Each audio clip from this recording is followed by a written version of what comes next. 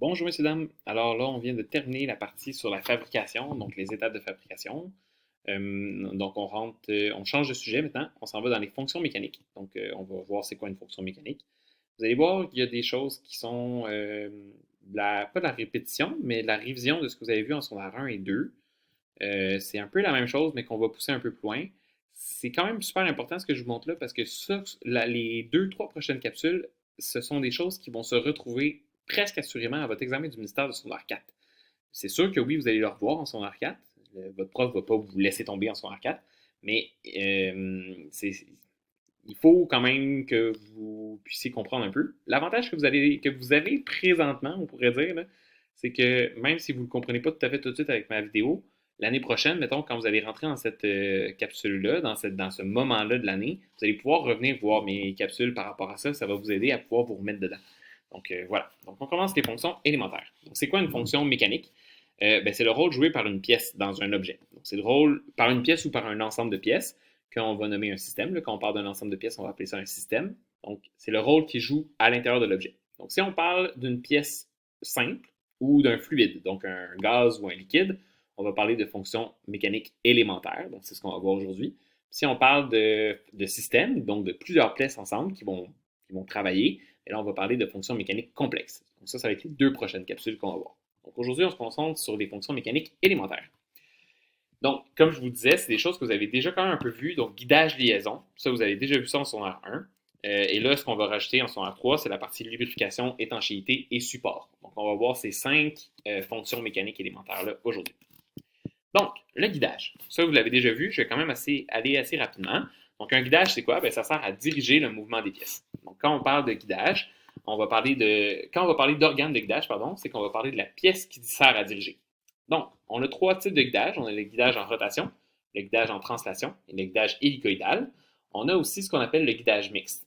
Je vais vous montrer c'est quoi. Donc, guidage en rotation, c'est que ça permet la rotation. Le guidage en translation, ça permet de faire un mouvement de translation rectiligne, donc juste droit. Là.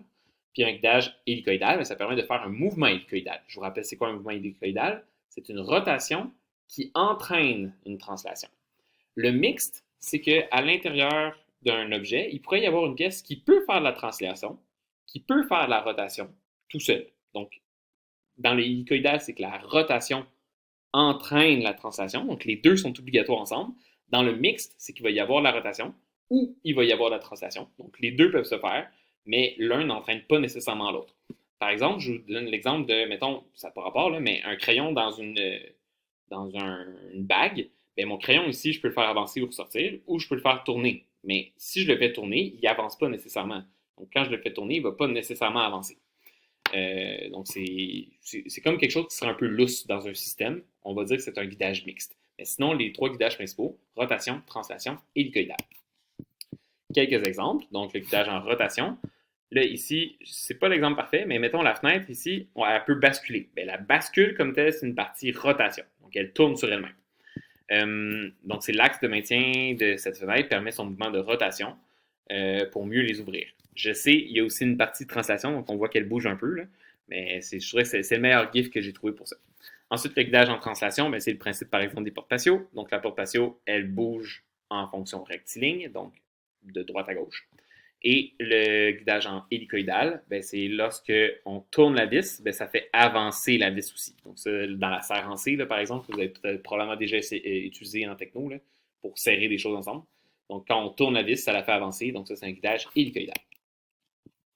Liaison maintenant. Donc, les liaisons, c'est que ça va assurer le lien entre plusieurs pièces. Quand on va parler d'une fonction mécanique de liaison, c'est qu'est-ce qui va tenir les pièces ensemble. L'organe de liaison, c'est ce qui va assurer la liaison. On doit toujours nommer une liaison par ces 4 caractéristiques. Donc ça, ces 4 caractéristiques-là, vous les avez déjà vues en secondaire 1. On va rajouter d'autres choses, mais je vous les rappelle rapidement. Donc, on a la caractéristique directe ou indirecte. Donc, quand on parle de direct ou indirect, c'est est-ce qu'il y a quelque chose qui tient une pièce ou l'autre? Par exemple, dans mon bouchon ici de crayon, il n'y a rien qui les tient ensemble. Le bouchon tient tout seul sur le crayon. Donc, c'est ce qu'on appelle un lien direct. Si j'avais une vis, mettons dans une chaise, les pattes de chaise qui tiennent à la chaise, ce qui tient la chaise comme telle, c'est une liaison qui est indirecte parce qu'il y a une vis. Rigide ou élastique, donc est-ce qu'il y a la présence d'un objet déformable dans la liaison, donc un élastique, un ressort, si oui ou non. Démontable ou non démontable, donc est-ce que je peux démonter facilement la liaison ou non. si c'est non démontable, c'est pas nécessairement que je peux pas la démonter, sauf que si je la démonte, ça casse. Okay? Donc, quand on parle de non démontable, c'est que si je le défais, c'est que c'est cassé. Si je peux démonter la chose sans casser, c'est que c'est démontable. Complète ou partielle, donc complète, c'est que ça va assurer aucun mouvement, donc il n'y a rien qui pourra bouger. Puis partielle, c'est que ça va laisser un certain mouvement. On a des types de liaisons aussi. Donc, les types de liaisons, c'est qu'ils travaillent de pair pour faire les guidages. Okay? Donc, pour faire fonctionner le guidage on vient juste de voir. Donc, à part un des types, tous les autres vont permettre le mouvement. Donc, on a le premier type qui est l'encastrement. Donc, lui, c'est le seul qui ne permet aucun mouvement. C'est des choses qui sont encastrées les unes dans les autres. Ça ne bouge pas. Ensuite, on a le pivot. Donc, le pivot, il va permettre le mouvement de rotation dans un seul axe. Donc, il peut juste faire un seul mouvement de rotation. La glissière, elle va permettre le mouvement de translation. Donc, par exemple, la porte patio.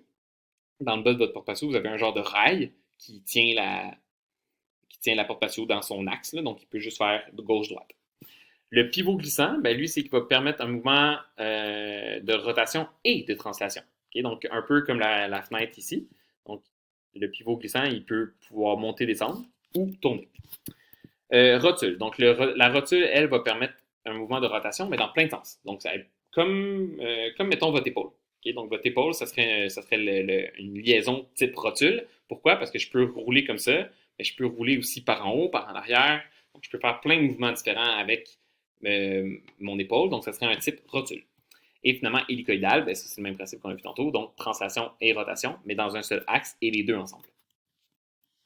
Maintenant, la fonction de lubrification.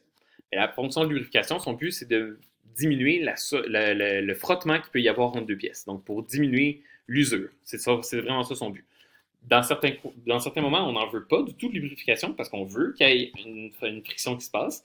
Mais dans d'autres moments, on ne veut pas qu'il y ait de friction. Donc, c'est ça, on ne veut pas qu'il y ait de friction, donc on va rajouter de la lubrification.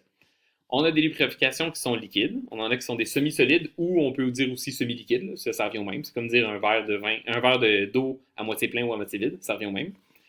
Ou il y a des lubrifications qui vont être solides. Donc des liquides comme l'eau, l'huile vont être des lubrifications, comme l'huile à moteur par exemple. Dans les semi-solides, on va avoir du suif, qui est un genre de gras. La vaseline, donc la vaseline c'est un semi-solide. Dans les solides, ça va être des matériaux qui vont être très glissants. Donc, par exemple, le graphite, le téflon, donc ce qu'on retrouve dans les fonds de poêle anti-adhésifs. Ce qui fait que ça ne colle pas, c'est à cause du matériau qu'on a utilisé, le téflon, par exemple, qui est un matériau qui fait que ça ne colle pas. Donc, c'est anti-adhésif. Donc, c'est une lubrification solide. Ensuite, l'étanchéité. L'étanchéité, son but, c'est de rendre les choses étanches. Donc, pour éviter qu'il y ait des liquides ou des gaz qui rentrent ou des liquides ou des gaz qui sortent de l'objet. Des fois, on a des liquides dans l'objet, puis c'est super important, puis on ne peut pas le perdre, ce liquide-là. Donc, on veut avoir quelque chose qui va être étanche. Ou à l'inverse, on veut peut-être quelque chose qu'on va pouvoir utiliser sous l'eau, mais on ne veut pas qu'il y ait de l'eau qui rentre à l'intérieur. Donc là aussi, on va utiliser de l'étanchéité. Donc le but, c'est d'empêcher ou minimalement de réduire, ça se peut que ce soit juste de réduire, l'échappement ou l'entrée d'un gaz ou d'un liquide, ou même des fois d'un solide. Ça se pourrait que tu aies quelque chose, mettons, avec du sable à l'intérieur, puis tu ne veux pas que le sable sorte, donc tu veux que ça soit étanche au sable. C'est souvent fabriqué en caoutchouc, en nylon, en téflon ou en liège. Donc ça, c'est les 4 principaux qu'on va utiliser parce que c'est des matériaux qui sont compressibles, donc c'est très facile de les utiliser. Mais des fois, ça peut être en plastique ou en métal. Donc par exemple, le bouchon, quand tu prends un bouchon, mettons ton pot de beurre d'arachide, c'est en plastique, ton bouchon est en plastique, puis quand tu le fermes, le fait de le fermer puis de le serrer, ça devient étanche. Donc on a aussi ce type d'étanchéité-là qui peut être possible. Et finalement, la dernière fonction mécanique élémentaire, c'est le support. Dans votre cahier, il n'en parle même pas, mais je vous en parle parce que moi, je sais qu'il y a déjà eu des questions à l'examen du ministère en secondaire 4 par rapport à ça, donc je vous en parle. Donc, le support, ça sert à maintenir une pièce en place. Okay? Donc, c'est vraiment ça son but, c'est de maintenir, donc de supporter une pièce pour pas qu'elle tombe. C'est souvent tenu par une liaison qui va être complète, donc qu'il n'y aura pas de mouvement, c'est souvent ça qui va arriver. Puis ça doit être assez solide pour assurer sa fonction. S'il n'est pas assez solide, ça va casser puis ça ne marchera pas. Donc, par exemple, ici, la tige qui est là, la tige de la bicyclette, c'est le support du siège. Donc, c'est pour éviter que le siège tombe. La liaison entre ces deux parties-là est généralement complète et rigide. Donc, habituellement, on ne peut pas vraiment bouger cette partie-là ici. Tu vois, le boulon qui est là avec l'écrou, tout est bien maintenu ensemble. On pourrait le défaire pour l'enlever, mais normalement, c'est complet. Là, ça, ensemble, dès que c'est bien serré, ça ne bouge pas. Ça assure la stabilité de la selle, fait que tu peux t'asseoir dessus sans que ça tombe. Alors voilà, on a terminé pour la capsule aujourd'hui. Hey, c'est ma plus courte capsule avec vous, je suis fier. Donc, petite capsule aujourd'hui, page 315, page 316, numéro 4. C'est les seuls exercices, ça ne sera pas très long à faire pour aujourd'hui. Alors voilà, bonne fin de journée.